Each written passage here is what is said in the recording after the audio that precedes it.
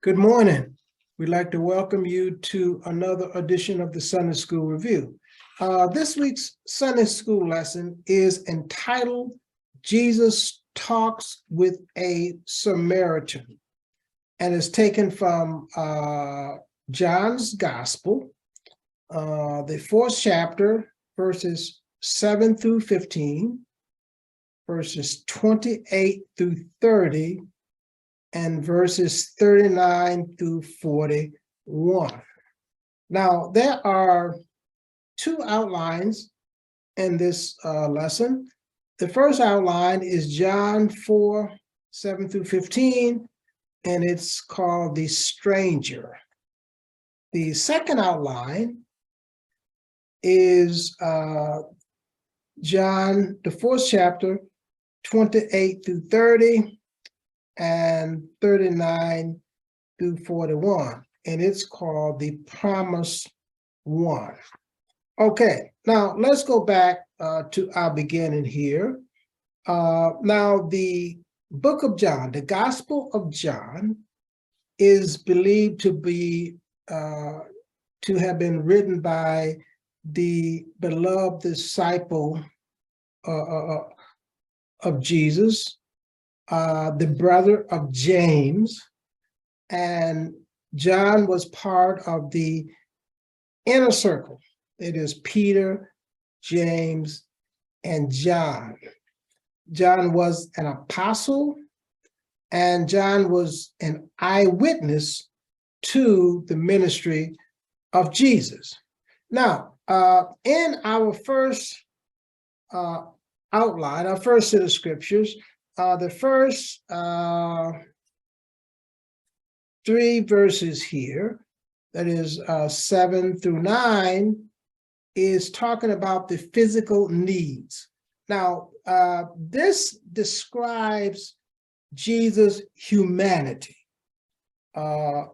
Just before our lesson start, that is verse 7, Jesus was traveling. Jesus got tired.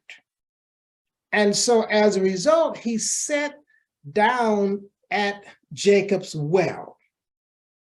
And while he was there, let's read verse 7 and 8, okay? There cometh a woman of Samaria to draw water. Jesus said unto her, give me to drink. Verse 8, for his disciples were gone away unto the city to buy meat, that is, to buy food. Okay, now the question arises, why did Jesus need to go through Samaria? I'll tell you why in the short answer. The short answer is Jesus had a divine appointment with a woman at Jacob's well at noon. That's the short answer, okay? So this encounter with this woman was by divine design. It was not by accident. Now, as I said, it was noon and it was hot. Jesus was tired. So he sat down at the well. Now, a couple of things about this woman showing up at the well to draw water at noon. Okay. It was customary that you come to draw water either in the morning or in the evening. Here it is noon, and she's coming. So it was by divine appointment that she showed up there. So the short answer to the story, why did Jesus had to go through Samaria? Now, the Jews, Jesus was a Jew, and the Jews had no dealings with the Samaritan, as we're going to get into the lesson, in which you probably already know. the Jews and the Samaritans, they hated each other. And as a matter of fact, when they went to Galilee, when they was on the journey, they normally took the longer route in order to avoid going through Samaria. So obviously this was a shorter route, but that wasn't the reason that Jesus went through there, because it was a shorter route. Jesus had a divine appointment with a Samaritan at Jacob's well at noon, because as I say, it was not common that the woman would show up at noon to draw water. Okay, so she was there, and she was there alone. And verse 8 tells us that Jesus was there alone, because his disciples had went into the city, went into town to buy food.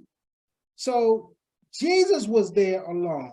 And here comes the appointment. So if the disciples, Jesus could have told the disciples that the reason that I'm going through Samaritan is that I have a divine appointment with the woman of Samaria to offer her salvation. That's based, offer her and her whole village, because that's what's going to happen in this lesson.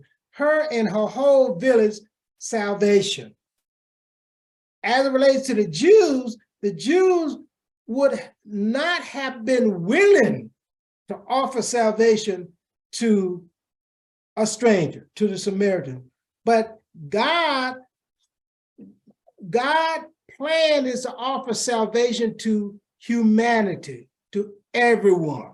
Okay, so that's why he went through Samaritan, to offer salvation, because God is no respecter of persons. Okay, let's go to verse 9. Okay, then said the woman of Samaria unto him, that is unto Jesus, how is it that thou being a Jew axest drink of me, which am a woman of Samaritan? Verse 9b, for the Jews have no dealing with the Samaritans. Okay, which as I said already. Now, it was not customary that a male Jew even speak with a Samaritan woman. Okay, and this is unusual, that he, being a male Jew, would even ask.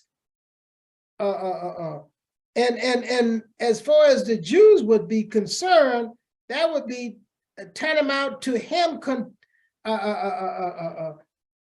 tarnishing himself by drinking from a Samaritan woman's cup. Okay, now, so the Jews and the Samaritans hated each other, because the Jews did not consider the Samaritans to be true Jews. In other words, because they were half Jews, okay? They hated each other, and this was based on culture and religious obstacles, okay? But Jesus is showing here that God, as it relates to salvation, religious, culture, ethnicity, all of that has no relevance as it relates to salvation. Okay, let's go to verse 10. And the subheaded under that is spiritual boundary, 10 through 15. Jesus answered and said unto her, if thou knowest the gift of God, and who it is that said to thee, give me to drink, and thou wouldst have asked of him, and he would have given thee living water. The woman said unto him, Sir, thou hast nothing to draw with, and the well is deep. From whence hast thou that living water? Art thou greater than our father Jacob, which gave us the well and drank thereof himself and his children and his cattle. And Jesus answered and said unto him, whosoever drinketh of this water shall thirst again, but whosoever drinketh of the water that I shall give him shall never thirst, but the water that I shall give shall be in him a well of water springing up into everlasting life. Verse 15, the woman said unto him, Sir, give me this water that I thirst not, neither come hither to draw. Okay, let's go back to verse 10.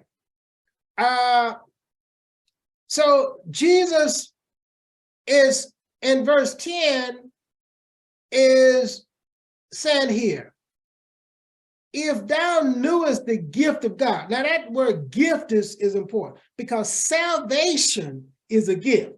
So he's offering to her salvation, which salvation is a gift.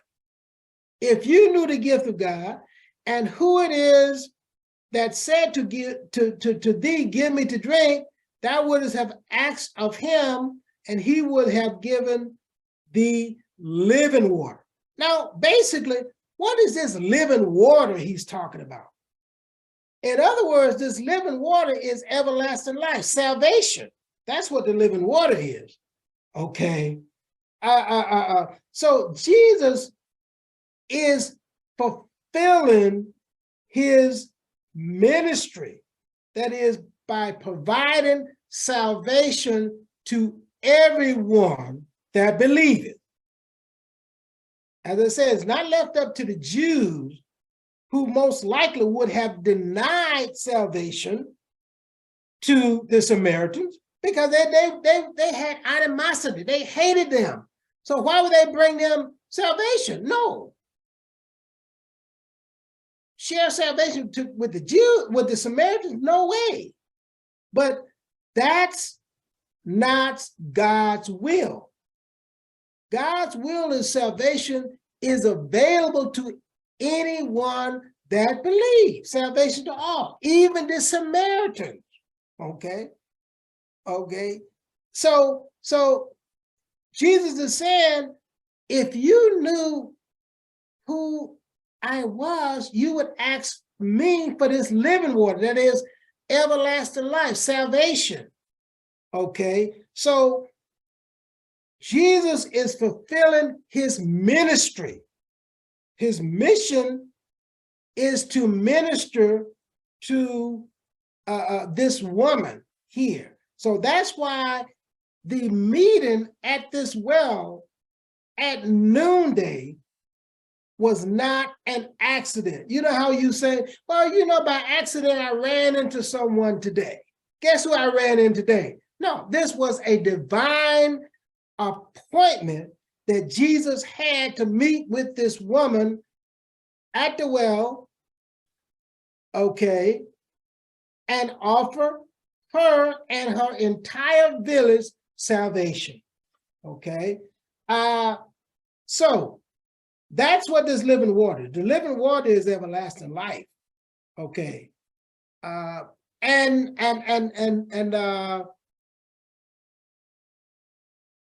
Let's look at 13, 14 again. Jesus answered, whosoever drinketh. So that another clue there. God is no respecter of person. Whosoever, not which Jews, okay, drink of this water.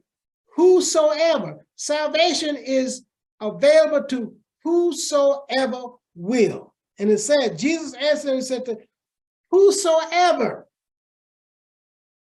drinketh of this water shall thirst again, but whosoever drinketh of the water I give, the gift of salvation. Whoever drinketh of that water shall never thirst. But the water that I shall give shall be in him a well springing up into everlasting life. It is the gift of salvation. God love has no boundaries, no ethnic boundaries, no gender boundaries. As I said, it was a disgraceful for a Jew to have any dealings with the Samaritans. Here, God's love has no boundaries, gender, ethnicity,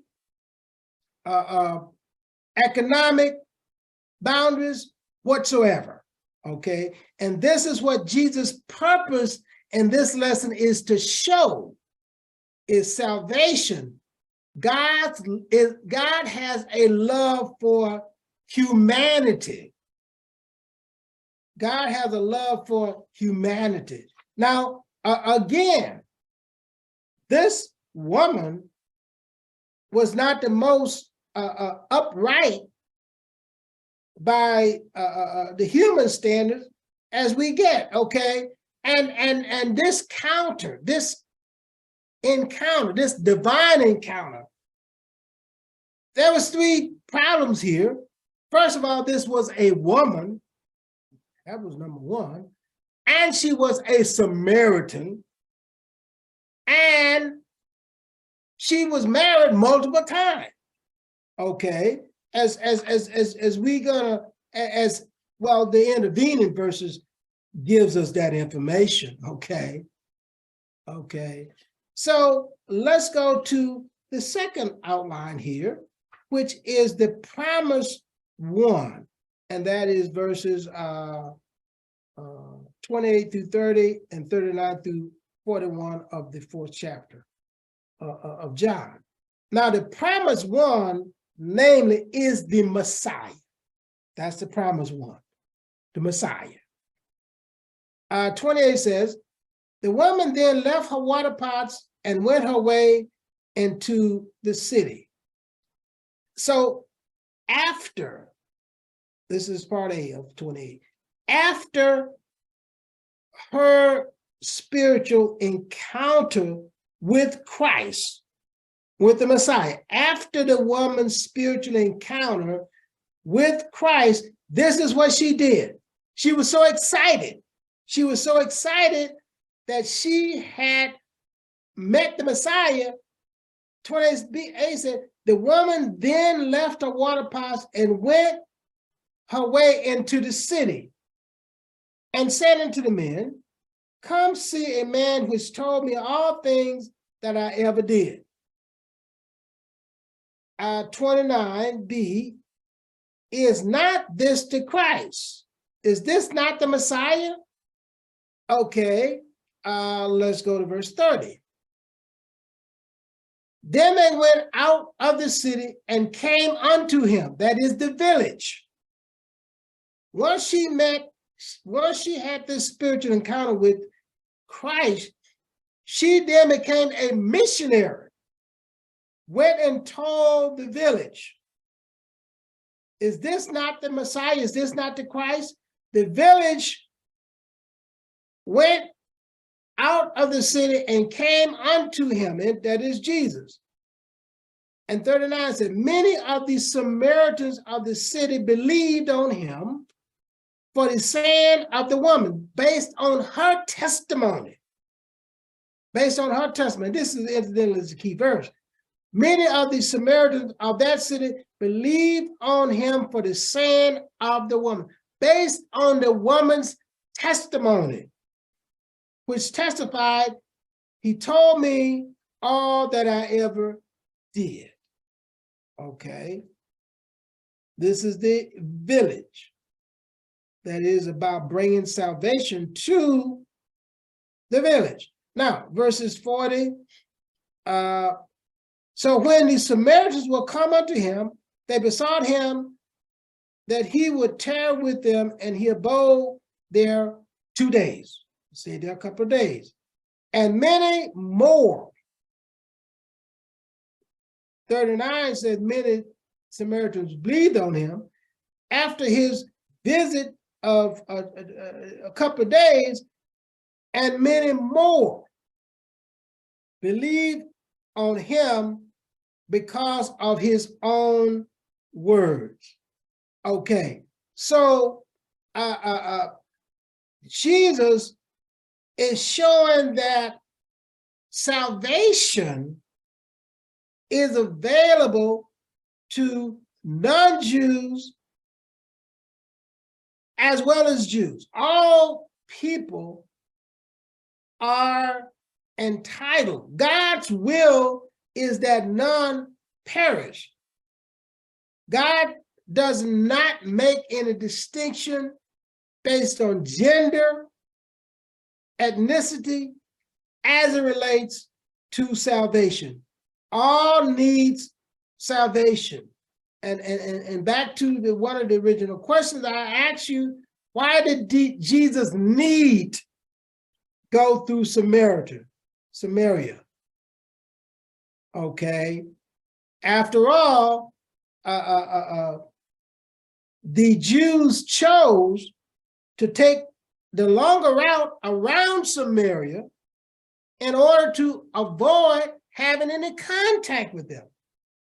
But Jesus had a divine appointment to meet a Samaritan woman at Jacob's well to offer salvation, because God is of no respecter of person, and God's will that salvation is available, be available to all. And this is a part of the theme for this quarter here, is God is bringing salvation to the margins of society. Those individuals that were considered an outcast. Remember a couple of weeks ago, I told you about how the Jews and the scribes and the Pharisees were murmuring because Jesus was getting a little too comfortable around publicans and sinners.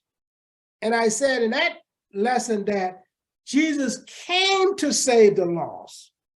He came to save those that are on the margins of society. Okay. He was bucking tradition. The custom was that, no, you don't have anything to do with the publicans, the sinners and the Samaritans. Okay. They are to be avoided at all costs. But salvation is to everyone, and God's love for humanity is stronger than any racial, gender biases that exist. And this lesson here is an example of breaking down barriers to salvation. There should be no barriers erected as it relates to access to salvation, because God is of no respecter of person. We'd like to thank you for watching today. We ask you to join us next week for another edition of the Sunday School Review. Thank you.